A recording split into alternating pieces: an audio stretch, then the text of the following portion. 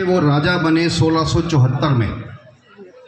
तो उस समय देश के ऊपर औरंगजेब राज कर रहा था और औरंगजेब वो था जो किसी औरत को छोड़ता नहीं था किसी महिला को छोड़ता नहीं। उस समय औरंगजेब की छाती पे खड़े होके इस शिवाजी ने इंडिया की शिप इंडस्ट्री खड़ी की, इंडिया की नवल आर्मी खड़ी की, इंडिया का जो इंटरनेशनल ट्रेड है उस इंटरनेशनल ट्रेड को संसार के अंदर फैलाने वाले शिवाजी महाराज थे। ये अलग बात है कि आपने शिवाजी महाराज की केवल तलवार ही देखी, उनकी कभी इकोनॉमिक्स को समझिएगा, कभी बात करेंगे उसके ऊपर। अब समझने की बात यह है, सर्वे भवन्तु सुखिना कहते हैं, वसुदेव कुटुंबकम कहते हैं। इसका अर्थ क्या है, इसको भी जानने की आवश्यकता है। देखिए, ये जो आप मंत्र बोलते हैं, गायत्री मंत्र बोलते हैं, सर्वे भवन्तु सुखिना का मंत्र बोलते हैं, वसुदेव कुटुंबकम की बात करते हैं, ये मंत्र हजार 1,500 साल पुराने हैं। लेकिन इन मंत्रों को तोड़ा गया और तोड़ने वाले थे मुगल। अभी एक बहन ने यहाँ पर कहा, अभी जो बैठी हैं यहाँ पर, जिन्होंने पर्यावरण की बात की, हिंदू मुस्लिम सिख ईसाई, तो उस मुसलमान को समझने की ज़रूरत है। जब वो महिला के साथ अत्याचार करता है तो उस मुसलमान को कोई संदेश देने वाला चाहिए। क्यों आक्रमण किए उन्होंने हमारे ऊपर, क्या ऐसा बिगाड़ दिया था हमने उनका? हम आज अपनी स्टेज से उनका मान करते हैं। उन्होंने अपनी स्टेज से बोला हिंदू मुस्लिम सिख ईसाई एक है, और ये सच है। लेकिन उनको कौन समझाएगा ये बात?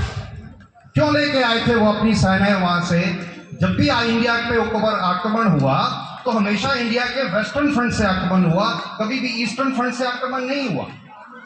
कभी सोचा आपने ऐसा कि क्यों है कि यहीं से चल के आते हैं, अफगानिस्तान से चल के आते हैं, कजाकिस्तान से चल के आते हैं, उज्बेकिस्तान से चल के आते हैं, ईरान से चल के आते हैं? क्या जरूरत पड़ी है इन सब? जो इस तरफ का एरिया है वही एरिया आक्रमण के अंदर जुड़ता है, आके मंदिर तोड़ते हैं। मंदिर को तोड़ के, ये जो राम मंदिर तोड़ा, राम की जो मूर्ति थी, उस मूर्ति को केवल तोड़ा नहीं, तोड़ के जमीन पे बिछा दिया ताकि उस मूर्ति के मिट्टी के ऊपर से आप चल के चले। ये कब तक बर्दाश्त करेंगे आप लोग?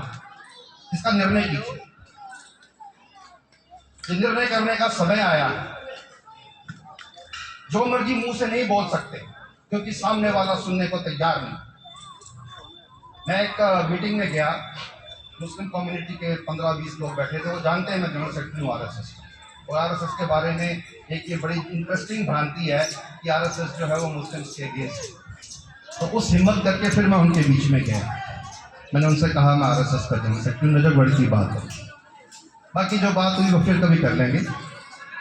एक बाबा बैठा था, वो उनका सबका इंट्रोडक्शन हो रहा था।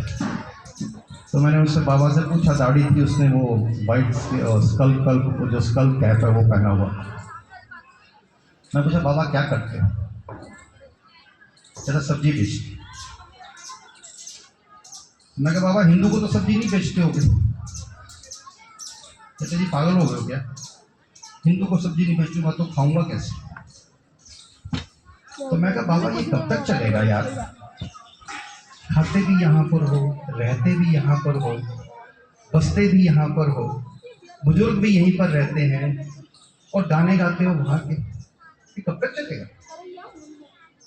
तो निर्णय करिए ना कि कब तक चलाना है इसको। ऐसा है कमाए हम, और जब बदतमीजी करने पे आए तो वो सामने खड़े हो जाएं। इसका निर्णय करने का समय है, विचार करना पड़ेगा। क्यों तोड़ते हैं हमारे मंदिरों को? क्या जरूरत पड़ी है? कुछ सोच के तोड़ा होगा ना। मेरा मन नहीं था ये बात करने का, लेकिन उन्होंने एक बात कही तो मुझे कहना पड़ गया।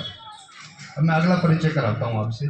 ये स्वामी विवेकानंद, हिंदू की बात आ रही है।